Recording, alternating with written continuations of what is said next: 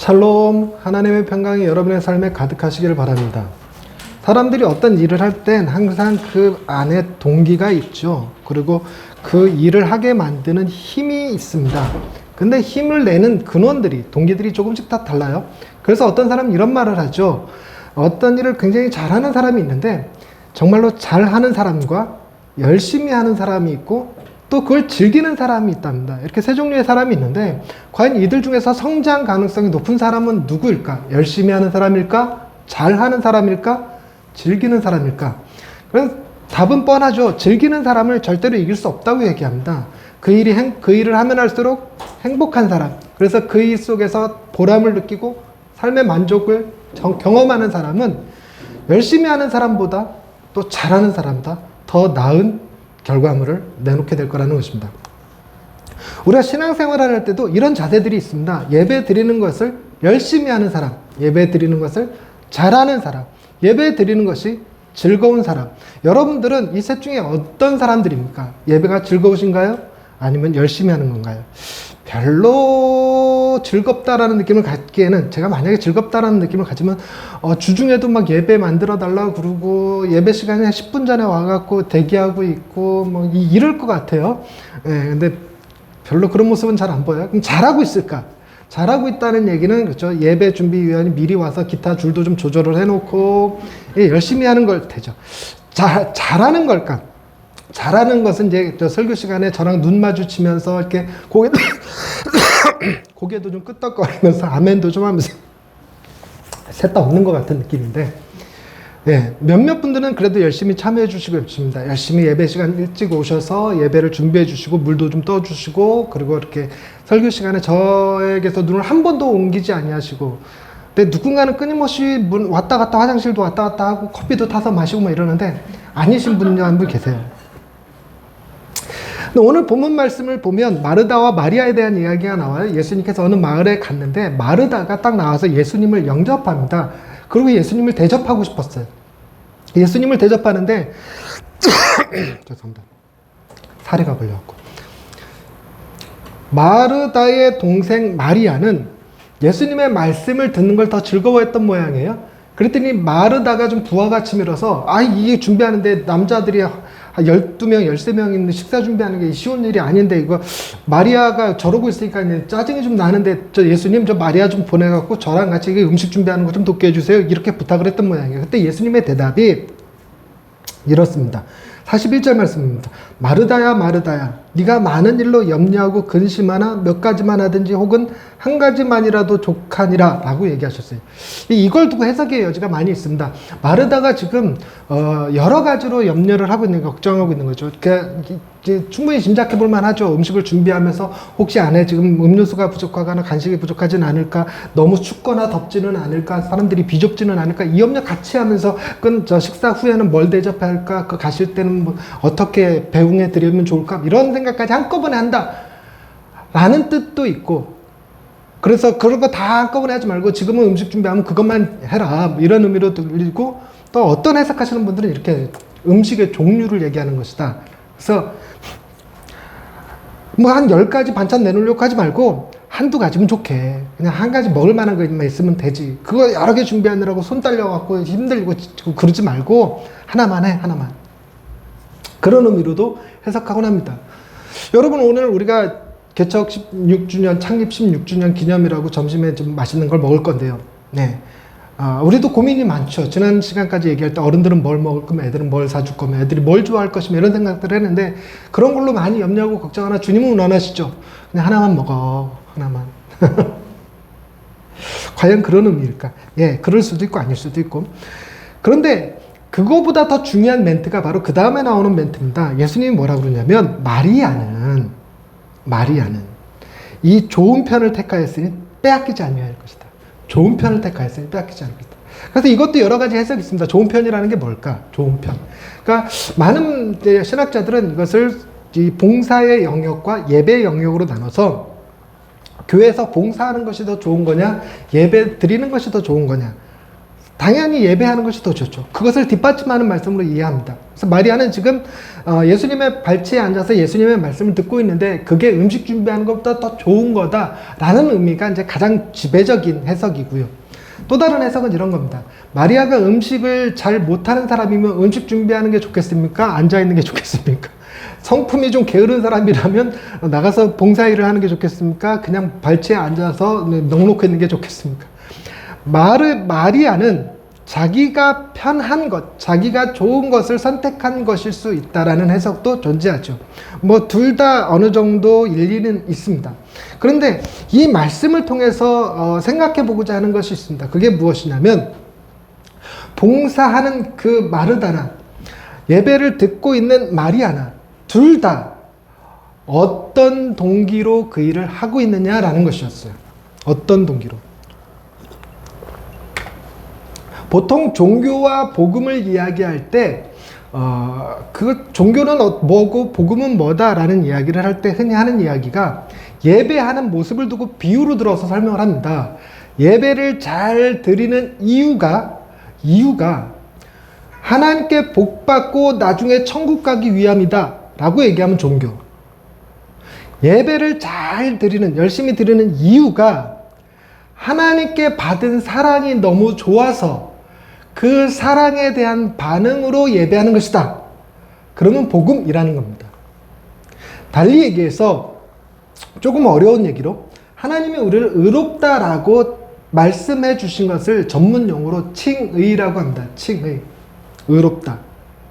그런데 우리가 예수님을 믿고 난 다음에 점점 거룩해져야 되겠죠. 점점 착해지고 좀 더 열심히 신앙생활을 하고 하는 거예요. 이걸 성화라고 하는데 하나님이 우리를 의롭다 하신 것이 먼저냐 아니면 우리가 거룩해지는 것이 먼저냐. 달리 얘기해서 하나님이 우리를 의롭다고 하셨기 때문에 우리는 점점 더 거룩해질 수 있는 것이냐 아니면 우리가 점점 거룩해져 가기 때문에 하나님이 우리를 의롭다라고 얘기하시는 거냐 하는 겁니다. 자, 여러분들은 저랑 같이 신앙생활을 지금까지 쭉 해오셨는데 칭의와 성화 중 뭐가 먼저인지 좀은 아시지 않을까요? 자, 살짝 손바닥으로 표해 주시는데 칭의가 먼저이다. 손. 성화가 먼저이다. 손. 열심히라도 합시다. 열심히라도. 네? 다시 한번. 하나님은 우리를 의롭다 하시는 게 먼저일 것 같다. 하나님 앞에 우리가 착하게 사는 것이 먼저일 것 같다. 네. 끝나고 화장실 들이 집합하세요? 여러분, 우리는 하나님 앞에 먼저 의롭다 하심을 인정을 받았습니다. 예수 그리스도께서 행하신 일로 말미암아 우리가 죄인일 때 이미 하나님의 사랑을 받았어요. 더 적극적인 이야기를 하자면 우리가 하나님 앞에 원수였을 때 이미 하나님은 우리를 위하여 당신의 아들을 십자가에 내어주셨죠. 그래서 우리는 우리가 거룩하고 착하고 예배를 잘 드리기 때문에 의롭다고 얘기해 주는 것이 아니라 그렇지 못함에도 불구하고 하나님이 우리를 의롭다라고 해주신 것입니다. 그게 바로 은혜입니다. 은혜. 그래서 칭의가 먼저 나오는 걸 복음, 성화가 먼저 나오는 걸 종교라고 얘기합니다. 풀어서 설명하면 내가 열심히 하면 하나님이 내게 복을 주실 거야 라고 얘기하면 종교, 내가 하나님께 복을 받았으니 열심히 하고 싶어 이러면 복음이라는 것입니다. 그래서 이게 여러분들이 이걸 알아들었나 못 알아들었나 질문을 한번 해보십시다. 우리가 은혜를 받아서 순종하는 것인지 순종하기 때문에 하나님의 은혜를 받는 것인지 둘 중에 하나입니다. 은혜가 먼저냐 순종이 먼저냐 하는 거죠. 자, 은혜가 먼저다 거수. 네, 손 내려주시고. 순종이 먼저다 거수. 네, 그러니까 말귀를 이제 알아듣고 계시는 거죠. 몇몇 분들은 아예 설교를 안 듣고 있는 것 같고 대표적으로 누구는 지금 아주 숙면을 취하고 계시는 것 같은데 어찌됐건 우리가 하나님 앞에 은혜를 먼저 받아서 그 은혜 받은 기쁨과 감격으로 무엇인가를 하는 겁니다. 무엇인가를 하는 것. 근데 반대인 경우는 뭐냐면 무엇인가 얻기 위해서 내가 억지로 그 일을 하는 것. 이것을 돈으로 표현하면 뇌물이냐 담례냐. 우리가 얻기 위해서 하는 것은 뇌물, 받은 것에 감사해서 하는 것은 담례죠. 복음은 이 담례의 성격이 강합니다. 담례의 성격이 강하죠. 그런데 많은 사람들이 똑같이 예배를 이렇게 드리고 있어도 누군가는 하나님이 주신 은혜와 그 사랑에 감사해서 예배하고 싶어서 하나님을 찬양하고 싶어서 나와 계신 분이 계시는 반면 똑같이 찬양하고 똑같이 기도하는데 그 속마음은 내가 이렇게 하면 하나님이 복 주시겠지, 하나님이 나를 사랑해 주시겠지라는 기대를 가지고 예배에 참여하시는 분들도 계실 것입니다. 우리 예한교회는 복음 중심적인 교회였으면 좋겠어요. 그래서 여러분들이 먼저 하나님의 은혜를 깨달았고 그 은혜에 감사하는 마음이 여러분들의 삶의 동기가 되었으면 좋겠어요. 동력이 되었으면 좋겠습니다. 근데 오늘 본문에 나오는 마르다는 어땠을까? 마르다는 먼저 은혜를 받아서 그 은혜가 커서 은혜가 감격스러워서 그래서 예수님을 영접한 것이냐? 아니라는 겁니다. 왜냐하면 오늘 본문에 보니까 38절에 그들이 길 갈 때 예수께서 한 마을에 들어가심에 마르다라 이름하는 한 여자가, 지금 이 분위기상 이 마을도 처음 가는 것 같고 이 여자도 처음 만나는 것 같고 이 여자의 집에도 처음 들어가는 것 같고 그런 느낌이죠. 그래서 첫 만남입니다. 그러니까 이 마르다가 이 예수님으로부터 어떤 은혜나 자비를 경험한 후가 아닙니다. 근데 대조적으로 마리아는 이후에 예수님 앞에 향유옥합을 들고 와서 순전한 나드 한 근, 우리나라 돈으로 한 2천만 원이 넘는 그 향유를 가지고 와서 예수님의 발 앞에 딱 깨갖고 붓고 자기 머리카락을 풀어서 그 발을 씻긴 인물입니다. 그런데 그 마리아의 행동은 은혜를 받아서 하는 행동이었을까요? 아니면 그 일을 통해서 무엇인가 예수님으로부터 얻으려는 행위였을까요? 근데 너무나 잘 알고 있듯이 그 앞서서 죽었던 오빠 나사로를 예수님이 살려주신 사건이 앞에 있었어요. 그래서 예수님이 나사로, 자신의 오빠를 살려준 그 은혜를 경험했기 때문에 너무 감사해서 감사가 동기가 되어서 예수님 앞에 와서 향유옥합을 깬 거죠. 그러면서 그 일을 통해 예수님한테 무엇을 요구하지 않습니다. 내가 예수님한테 향유옥합 드릴 테니 우리 오빠를 제자로 삼아주세요 라는 청탁이 들어가는 것도 아니었고, 내가 내 향유옥합을 깰 테니, 그때 향유옥합은 여성들이 결혼 자금으로 쓰기 위해서 모아두는 거예요. 그래서 그걸 내가 주님 앞에 드리오니 내 인생을 책임져 주세요 라는 것도 없었습니다. 즉 아무런 조건도 이유도 붙지 않는 오직 감사하는 마음으로 그 향유옥합을 깬 거죠.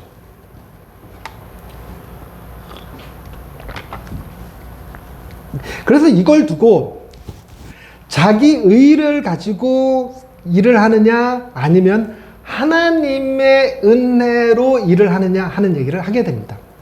우리나라는요, 일요일이 어떤 개념이냐면 주말 개념입니다. 주말 개념.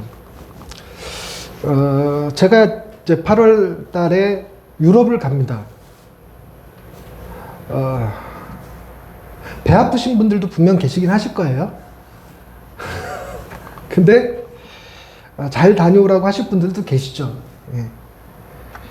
그래서 유럽 얘기 가급적 안 하려는데 이제 슬슬 해야 될 때가 됐지 않았을까. 예배는 어떻게 해야 되며. 예배도 여러분 그 포맷을 안 드리기로 했습니다. 박태양 목사님이 오셔서 하실 건데 그냥 박태양 목사님이 알아서 처음 시작부터 마지막 축도까지 그분 스타일대로 주보 없이 순서지 없이 파워포인트 안 띄우고 기도만 여러분 하시면 돼요. 그래서 박태환 목사님이 오늘 기도 담당자분께서 기도해 주시겠습니다 라고 얘기하면 순서대로 하시면 됩니다. 네. 뻥크 내면 나중에 뒤탈 생깁니다, 저한테. 근데 제가 이제 가려는 곳이 프랑스 낭트라는 지역인데 낭트 한인교회에 가서 2주를 설교를 하게 됩니다. 근데 그 낭트 한인교회에서 그러는 거예요. 그 선교사님이 낭트 지역은 주말에 대중교통이 무료입니다.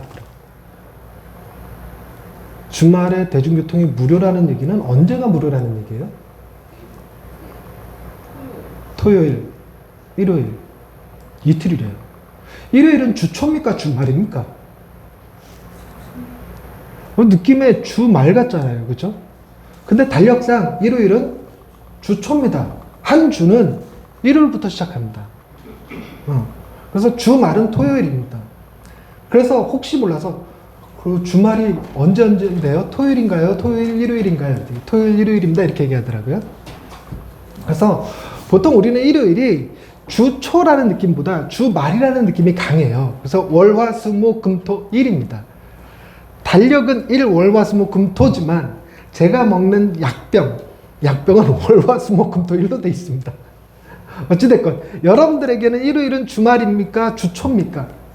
일요일부터 한 주가 시작됩니까? 일요일로 한 주가 마무리가 되십니까? 이스라엘 사람들은 어땠을까요? 처음에 하나님께서 천지를 창조하실 때 6일 동안 창조하시고 제7일이 되는 날 안식하셨습니다. 그러니까 창조의 시작은 월요일, 창조의 끝은 일요일, 이런 개념쯤 되겠죠. 그런데 사람은 언제 창조되었냐면 6일째 되는 날 창조되었습니다. 6일째 되는 날 오전에는 그 짐승들을 창조하셨고 오후에 사람을 창조하셨습니다. 그러고 나서 이스라엘은 해가 지면 다음 날이 됩니다. 해가 지면 다음 날이 돼요. 그래서 아담이 어떤 인지 능력을 가지고 자기가 정신을 차렸을 때쯤이면 뭐냐면 안식일입니다. 그래서 이스라엘의 개념은 한 주일이 안식일부터 시작해서 토요일까지 이어집니다. 이게 어떤 결과를 가져오냐면 그들은 하나님의 은혜를 받아서 그 은혜를 가지고 일주일을 살아가요. 하루도 마찬가지입니다. 우리에게 하루는 아침부터 그 다음날 아침까지가 하루입니다. 근데 이스라엘의 하루는 저녁부터 그 다음날 저녁까지가 하루입니다. 이게 어떤 차이를 가져오냐면 이스라엘은 일하기 전에 먼저 쉬는 게 개념화되어 있습니다. 쉬고 푹 자고 그리고 나서 일합니다. 우리나라는 대부분의 나라가 마찬가지겠지만 열심히 일하고 일한 자에게 먹을 것과 잠잘 것이 허용되는 그런 분위기죠. 그러다 보니 신앙생활도 어떻게 형성되냐면 이스라엘의 문화권은 성경에 쓰여져 있는 것은 먼저 하나님이 주신 은혜에 감격하고 감동하여 일이 진행되어지는 것이 거의 대부분의 포커스예요. 즉 이스라엘을 출애굽을 먼저 시키신 다음에 그 다음에 십계명을 주십니다. 먼저 은혜가 있고 그 다음에 어떤 명령이 주어집니다. 죄인이었던 우리를 먼저 구원하시고 살려주신 다음에 그 다음에 거룩한 삶을 요구하시죠. 우리는 월요일서부터 시작해서 주일로 끝나기 때문에 일주일 동안 자기 힘으로 열심히 삽니다. 열심히 살아갖고 지치고 탈진한 몸으로 교회에 와서 하나님께 채워달라고 그래요. 하나님, 나 열심히 살았으니 채워주세요. 11조 개념도 이스라엘 사람들은 하나님이 주신 은혜와 하나님이 주신 능력으로 일주일을 살아서 생겨난 수익이기 때문에 모든 것이 다 하나님의 것입니다. 그런데 하나님이 다 받지 않으시고 뭐만 받으셨냐면 10분의 1만 받으시고 10분의 9를 내어주셨어요. 또 일주일을 살아야 되니까. 그런데 우리나라는 일주일을 자기 힘으로 열심히 살아서 내가 내 힘과 내 노력으로 어떤 결과물을 만들어냈어요. 그리고 주일날 갔더니 10분의 1을 삥 뜯어가. 자그마치 10%일 때가 날강도도 이런 날강도가 없어. 이런 느낌이에요. 이게 삶의 자세를 결정짓습니다. 여러분,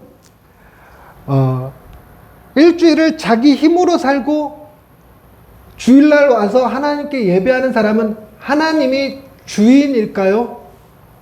동역자일까요? 동역자의 개념이 됩니다. 그런데 주일부터 시작해서 일주일을 사는 사람은 하나님이 주인이십니다. 그분이 주신 지혜와 능력으로 그분이 시키신 일을 감당하면서 사는 거죠. 즉 하나님이 내가 섬기는 그분이냐 아니면 내가 필요할 때 도움을 요구할 수 있는 내 친구쯤이냐, 굉장히 다른 삶의 자세를 가지고 옵니다. 누가 더 겸손할까요? 누가 더 경건할까요? 누가 더 거룩해질 가능성이 생기는 것일까요? 하나님의 은혜를 먼저 깨닫는 것이 중요합니다. 오늘 말씀을 준비하면서 예향교회의 16년을 돌아봅니다. 예학교회 16년의 발자취가 좋았다, 훌륭했다 이런 얘기는 아니고요. 그런 얘기 하자면 한없이 작아지니까. 우리가 예학교회로 모여서 열심히 예배했기 때문에 하나님이 그나마 은혜를 베풀어 주셔서 여기까지 온 거냐? 아니면 하나님이 은혜를 주셔서 우리가 예한교회로 모일 수 있었던 것이냐? 저는 후자라고 생각합니다. 하나님이 은혜를 주셔서 우리가 지금까지 이렇게 예배할 수 있는 것이죠. 그 은혜에 감사합니다. 또한 이 기대는 앞으로의 예한교회에도 펼쳐지겠죠. 우리가 얼마나 열심히 잘하느냐에 따라서 하나님의 은혜가 달라지는 것이 아니라 하나님의 은혜는 여전히 우리를 향하여 있고 우리는 그 은혜 덕분에 앞으로도 계속 살아가게 될 것을 믿는 것입니다. 그런데 사람들은요,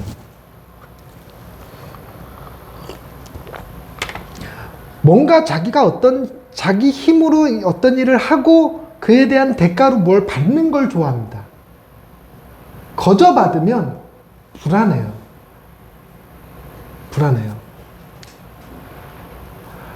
그래서 사람들은 누군가가 나를 칭찬해 주거나 선물을 주면 어떻게든 내가 그거 받을 만한 이유가 있다고 내 안에서 찾아야 됩니다. 제 딸이 항상 그걸 찾아요. 그러면서 그걸 어디서 찾냐면 자기가 예쁘기 때문에 아빠가 자기를 사랑한다는 겁니다. 그러면서 아빠가 외사빠래요. 외모의 사랑에 빠지는 스타일. 그럼 맞다고 해줍니다. 내가 사랑해줘서 지가 예뻐진 건 모르나 봐요. 그래서 교인들도 마찬가지예요. 목사님들도 마찬가지고 얘기 나누다 보면 기도를 많이 했기 때문에 은혜를 주신 거야. 이렇게 얘기하시는 분들도 많고요. 또 반대로 기도 열심히 하면 하나님 은혜 주셔. 이렇게 얘기하시는 분들도 많습니다. 제가 이번에 유럽을 가죠. 이거 저에게 큰 축복입니다. 교인들이 기도 많이 해줬나 봐. 우리 교인들을 모르시고 하는 얘기예요. 하나님의 은혜에 자꾸만 어떤 이유를 찾으려고 들어요. 내가 열심히 했으니까. 그런 자세는 앞으로도 하나님의 은혜를 받으려면 잘해야 된다라는 강박관념에 시달려서 내가 원하는 만큼 충분히 은혜를 받지 못하면 내 헌신이 부족했는가 생각하게 되고 내 헌신이 충분하다고 생각하면 하나님의 은혜가 작다고 서운해합니다. 그런 자세는 끊임없이 자기 중심적인 생각에 빠져들게 해요. 모든 것이 자기 중심적이에요. 마르다가 지금 예수님을 대접합니다. 그런데 마르다의 입장에선 한두 가지 반찬으로는 성이 안 찹니다. 예수님이 음식 가지고 타박하실 분이 아닌데 자기 혼자 열심히 음식 준비하죠. 종류도 많이 합니다. 그런 분의 대접을 받으면요, 이게 안 먹으면 미안해집니다. 그리고 안 먹으면 또 서운해하세요. 아니 이것도 했는데 왜 안 드시냐고. 이것도 하시냐고. 최선을 다해서 열심히 먹어드리면 끝이 아닙니다. 그거 딱 먹고 난 다음에 후식으로 한 끼 식사가 또 나와요. 그걸 거절할 힘이 없었던 저는 교육전도사 시절에 몸무게가 73에서 84kg까지 수직 상승을 했습니다. 아내가 제 배를 보면서 불안불안했대요. 저거 바늘로 툭 찌르면 터질 것 같다고. 저도 얼마나 힘들었던지 누워서 자면 등이 베기고 옆으로 자면 팔이 저리고 무게를 감당을 못할 정도였습니다.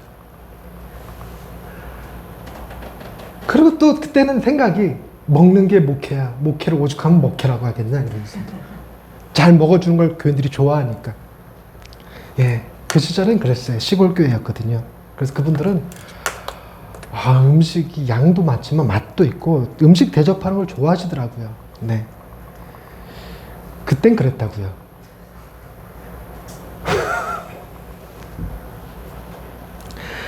요즘은 먹는 게 중요한 시대가 아니라 살 빼는 게 중요한 시대라서 먹는 걸 좀 조절할 필요가 있을 것 같아요. 특히 몸이 안 좋은 사람은, 더더욱 저 같은 사람은. 그런데 자기 중심적인 것은 어떤 결과를 가져오느냐, 어떤 결과를 가져오느냐, 어떤 결과, 이거를 맞춰주세요. 자, 마르다가 자기가 더 잘 예수님을 영접하고 싶었어요. 식사를 더 잘 대접하고 싶었어요. 그 결과 마르다에게 생긴 게 두 가지가 있었습니다. 땡땡과 땡땡. 본문에 나오는 표현입니다.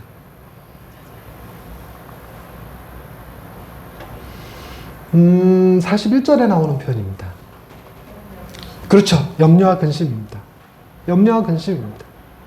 신앙생활도 자기 중심으로 신앙생활을 하면 계속 염려와 근심을 달고 살 수밖에 없어요. 이 정도로 충분한가?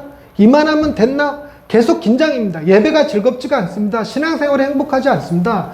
자기 의를 내세우려는 것은 오히려 걱정과 염려만 더 키우는 결과를 가져옵니다.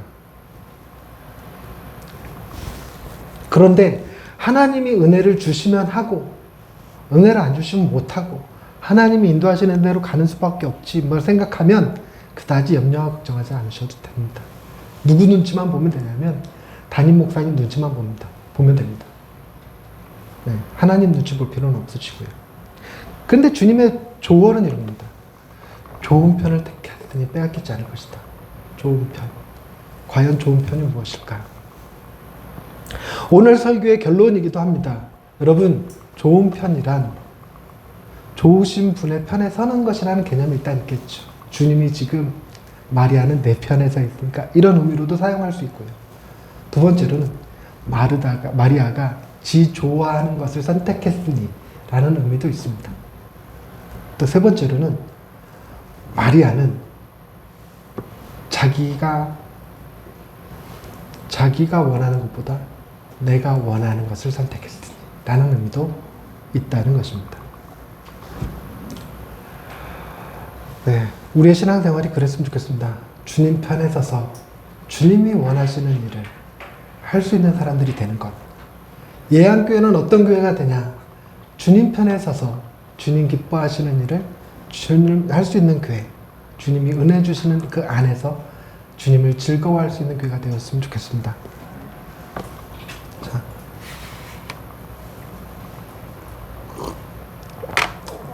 정말 오랜만에 질문합니다. 사람의 제일 되는 계명은 무엇인가요? 몇 년 만에 물어보니까 답이 안 나올 거라고 예상은 했습니다. 예상은 했습니다. 그래서 한 번 딱 불러드리겠습니다. 사람의 제일 되는 목적은 하나님을 영화롭게 하고 그분을 영원히 즐거워하는 것입니다. 또 갑자기 싹 떠오르시죠? 그래, 귀에 못이 박히도록 들은 적이 있었어. 사람의 제일 되는 목적은 무엇입니까? 네. 하나님을 영화롭게 하는 방법은 그분을 즐거워하는 것입니다. 즐거워하는 것입니다. 즐거워하는 것입니다. 신앙생활은 기본적으로 뭐 하여야 되냐면 즐거운 것이 되어야 됩니다. 여러분, 예안교회 지금까지 즐거우셨습니까? 사실 잘 모르겠어요. 그럼 앞으로는 즐겁기는 하십니까? 아멘. 그러기를 바랍니다. 그것이 좋은 편이고 그것이 주님이 기뻐하시는 거예요. 우리의 어떤 특정한 헌신, 희생, 물론 그것도 필요합니다. 그러나 그 모든 것이 주님이 주신 은혜를 즐기는 마음에서 비롯된 것들이어야 합니다.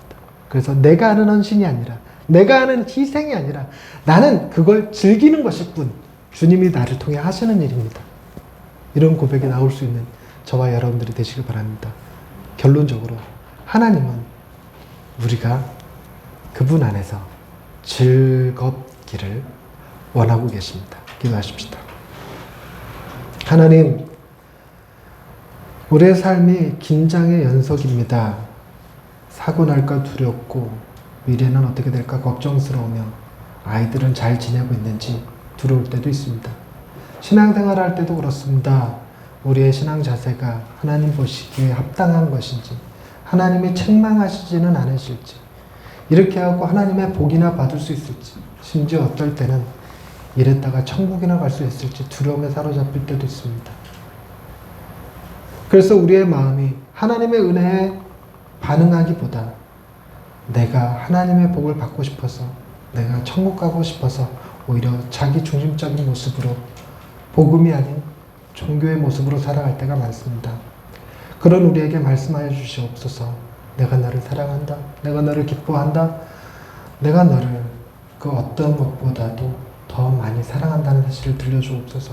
그 사랑에 반응하는 예양의 식구들 되게 하시고 그 사랑 안에서 기쁨과 즐거움으로 신앙생활할 수 있는 저희들 되게 하여 주옵소서. 예수님의 이름으로 기도드립니다. 아멘.